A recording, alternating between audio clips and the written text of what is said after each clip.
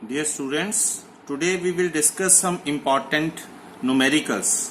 But उससे पहले कुछ बच्चों ने कहा था कि जो पिछला टेस्ट जो कर लिया मैंने उसको थोड़ा डिस्कस करें. तो it is very simple. First question is what is Henry's law why carbon dioxide filled in Coca Cola bottles. Henry's law is applicable whenever we dissolve gas in liquid, and according to this law mass of gas dissolved is directly proportional to pressure, and carbon dioxide is filled because of freshness of the liquid. Whenever carbon dioxide comes out, whenever we open the lid of the bottle, then all the liquid become fresh upon fizziness, the noise produced. Catalyst does not change the equilibrium point because catalyst equally increase the rate of forward and backward reaction. That's why law of chemical equilibrium is used to define equilibrium constant, which mean the ratio of molar concentration of product to the molar concentration of reactant. उसके लिए आपको derive करना था. ये question है right reaction of formation of ammonia and give unit of equilibrium constant. ये ज्यादातर बच्चों ने गलत किया था. अमोनिया की प्रिपरेशन का रिएक्शन क्या है? Nitrogen reacts with hydrogen 3 molecules to give 2 molecules of ammonia. अब इक्विलिब्रियम कांस्टेंट की डेफिनेशन के अकॉर्डिंग इक्विलिब्रियम कांस्टेंट होता है ratio of molar concentration of all the product raise to power their stoichiometric coefficient over molar concentration of all the reactant raised to power their stoichiometric coefficient. अब जो concentration होती है, molar concentration जो होती है उसकी यूनिट होती है मोल पर लीटर, और इसके मोल पर लीटर के पावर है 2. ये भी मोल पर लीटर है, ये भी मोल पर लीटर है, और इनके पावर कितने हो जाएंगे 3 और 1 4, और जब ऊपर जाएंगे तो -4. तो ये क्या आएगी मोल per litre raise to power 2. तो यूनिट आ गई मोल स्क्वायर लीटर पर स्क्वायर. ठीक है, तो ये यूनिट आपने लिखनी थी. तो कभी भी यूनिट आए तो मोल पर लीटर लिखकर raise to power number of जो प्रोडक्ट हैं और नंबर ऑफ जो रिएक्टेंट है उसको माइनस करके आपकी यूनिट आ जाएगी. अगर वो कंसंट्रेशन टर्म में केसी की यूनिट पूछी है, अगर Kp की यूनिट पूछी होती तो हम मोल पर लीटर की जगह लिख देते हैं एटमॉस्फेयर, और रेज टू पावर वैसे ही 2 - 4, तो इसकी यूनिट आ जानी है एटमॉस्फेयर रेज टू पावर -2. अगर रिएक्टेंट और प्रोडक्ट सेम है, जैसे H2 + I2 to give 2HI, तो यहां रिएक्टेंट भी 2 टाइम है और प्रोडक्ट भी 2 टाइम है, तो जो यूनिट आएगी K की वो क्या आएगी? It has no unit. क्यों? क्योंकि 2 - 2 0 समथिंग पावर 0 1 आ जाएगा.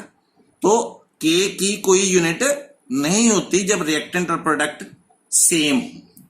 नेक्स्ट क्वेश्चन की बात करें तो नेक्स्ट क्वेश्चन है व्हाट इज हेटेरोजेनियस इक्विलिब्रियम. तो equilibrium present in the reaction when reactant and product are in different phase, gas, solid, liquid.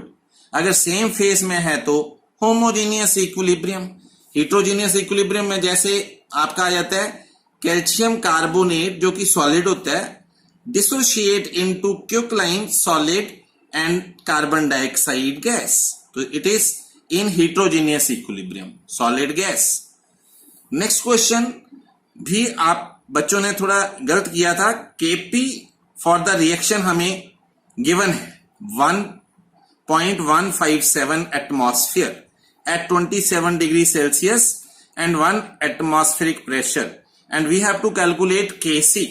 तो हमें पता है relationship between Kp and Kc is Kp equal to Kc RT raise to power delta Ng. Now Kp here Kp is given 0.157 and we have to calculate Kc. R की value होती है constant 0.082, temperature 27 degree Celsius दिया है तो kelvin में change कर दो, 273 add कर दो, तो ये कितना आ जाएगा, 7 × 10, तो ये आ जाएगा 300 केल्विन। एंड डेल्टा एनजी के लिए आपको क्वेश्चन पूछा था, डेल्टा एनजी क्या आएगा, डेल्टा एनजी आएगा प्रोडक्ट में ये 2 टाइम है और रिएक्टेंट में 1 टाइम है। प्रोडक्ट के मॉलिक्यूल्स और रिएक्टेंट के मॉलिक्यूल्स को माइनस करना है, प्रोवाइडेड कि ये गैसेस सिस्टम में हो, तो ये आएगा 2 - 1 = 1, तो रेज़ टू पावर 1। तो यहां से आपका Kc जो है वो आसानी से निकल जाएगा। Next question is equilibrium constant for the reaction is 256 at 500 kelvin, calculate equilibrium constant for this reaction. तो ये रिएक्शन जो है इस रिएक्शन का उल्टा है, रेसिप्रोकल, तो इसका इक्विलिब्रियम कांस्टेंट भी इसका क्या हो जाएगा, जो गिवन रिएक्शन का इक्विलिब्रियम कांस्टेंट है उसका रेसिप्रोकल हो जाएगा, उल्टा, इससे उल्टा। और साथ में इस रिएक्शन को 2 से डिवाइड किया है, मतलब 1/2 से मल्टीप्लाई, 2 से डिवाइड का मतलब 1/2 से मल्टीप्लाई, और जिससे हम मल्टीप्लाई करते हैं उसको क्या करते हैं, रेज़ टू पावर, तो आंसर आ जाएगा 1/16। It is very simple. Next, predict the direction of reaction. ये मैंने आसानी से आपको करवाया था कि रिवर्स रिएक्शन जाएगा फॉरवर्ड में कि बैकवर्ड में, ये आपने कर लेना है। Calculate Kc for the reaction and Kp is given, वैसे ही, पर यहां पर हमें पता है Kp और Kc में रिलेशनशिप होती है, Kp = Kc RT power delta Ng, पर यहां पर डेल्टा Ng क्या है, प्रोडक्ट माइनस रिएक्टेंट के मॉलिक्यूल, 2 - 2, तो 2 - 2 0 एंड समथिंग पावर 0 इज 1, तो आंसर क्या आएगा, Kp = Kc। तो यहां अपने लिखना है कि because delta Ng = 0, so Kp = Kc which is 3.4। And next is right balanced chemical equation.